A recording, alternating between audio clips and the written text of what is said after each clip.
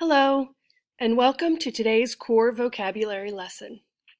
Words that you will be introduced to today are connected to Unit 1, Lesson 1. Let's get started. Ditto sheets.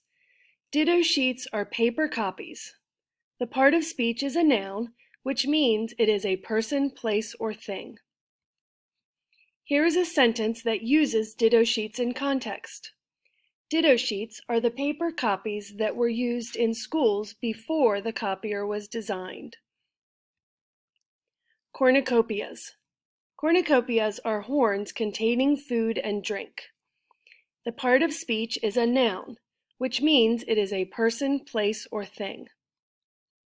Here is a sentence that uses cornucopia in context. To decorate my Thanksgiving table, I have a cornucopia displayed with fruits and vegetables. Abuela. Abuela is grandmother in Spanish. The part of speech is a noun, which means it is a person, place, or thing. Here is a sentence that uses abuela in context. My mother's mom, or abuela, came to our house for dinner last night.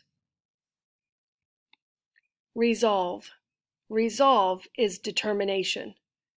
The part of speech is a noun, which means it is a person, place, or thing. Here is a sentence that uses resolve in context. We need to use resolve to work together as a team to find a solution.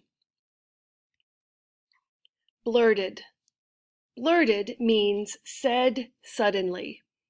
It is a verb, which means it is an action word. Here is a sentence that uses blurted in context. The student blurted out the answer before anyone could raise their hand.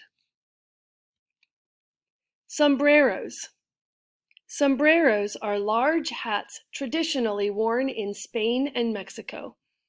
The part of speech is a noun, which means it is a person, place, or thing. Here is a sentence that uses sombreros in context. Sombreros are used to shade people's heads on hot summer days. Mira.